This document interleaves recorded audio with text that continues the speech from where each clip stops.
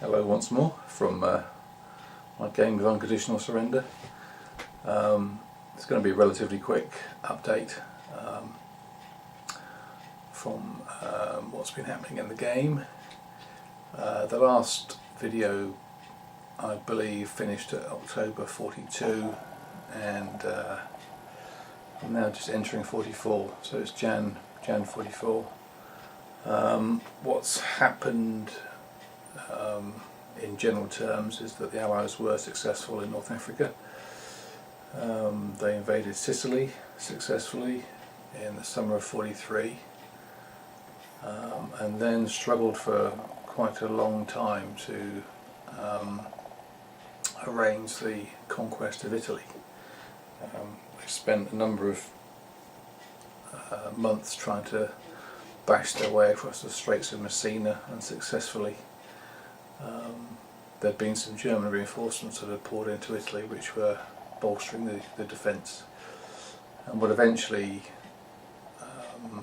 managed to trigger the collapse was another Allied invasion into Naples, and that yielded the two national will drop that the Allies needed to force the collapse and conquest of Italy.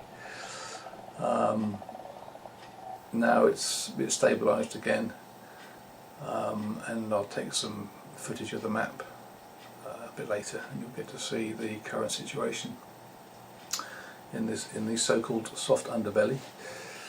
The Western Front is still pretty quiet. There's been a fair amount of strategic bombing taking place, which the Germans have been fairly adept at handling.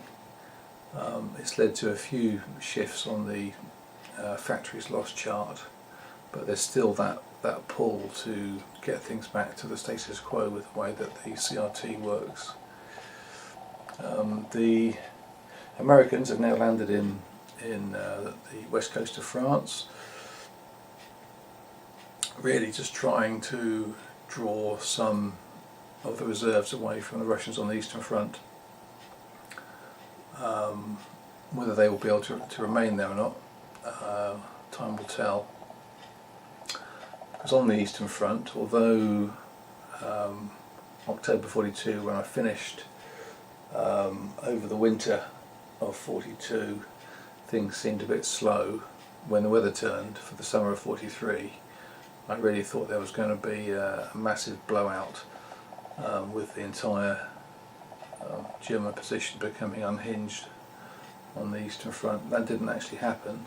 The Russians made a fair bit of headway over the good weather, and the line was then stabilised again in time for the winter. And it seems to me at the moment, anyway, that there's a lot of real estate that the Allies need to capture. They've still got the summer of 44 to come and a bit of good weather in 45, and they may start to make a few gains in the poor weather, but that tends to be the odd hex here and there. Still very much enjoying the game. Not convinced I'm playing it very well as the Allies. I'm sure that with a repeated play you can optimise things, certainly on the Eastern Front. When you're playing both sides, sometimes you don't see all the detail which you perhaps do need to play the game in its optimal form. I'll stop there and take a few minutes of footage of the map, and then I'll probably do one more video after this, which will be a final position and my overall view of the game.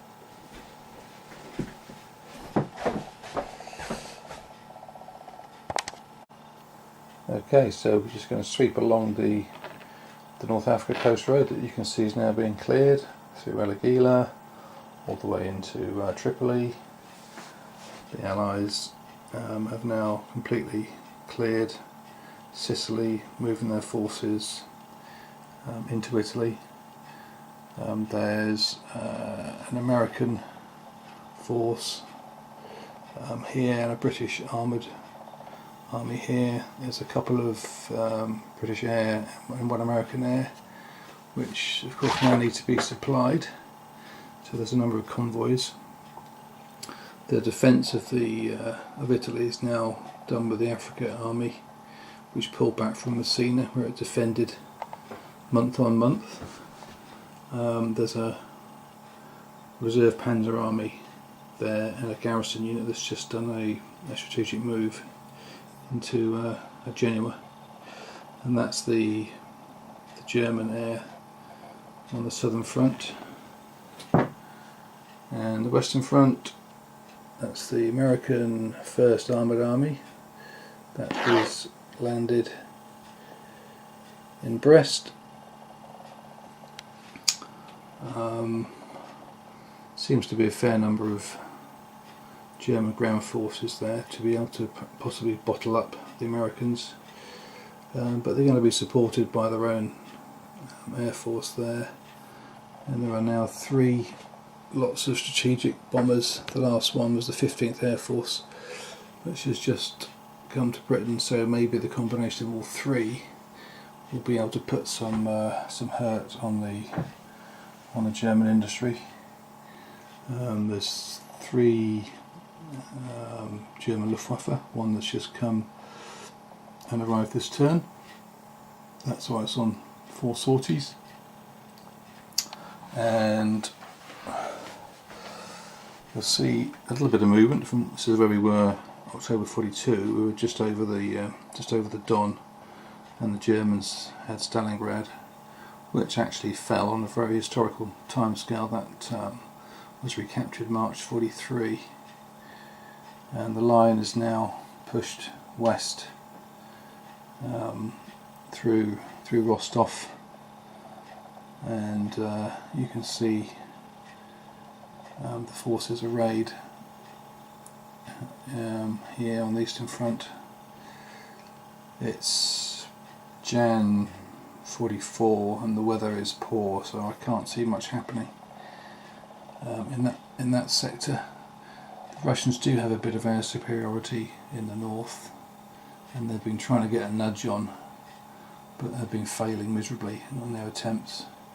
So when you look at the amount of space that there's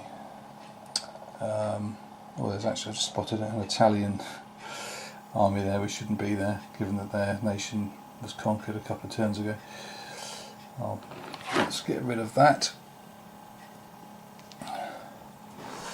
And yeah, if you look at the amount of space that you can fall back into, the German national will has dropped a little bit. They lost a couple of units. It's now on 57.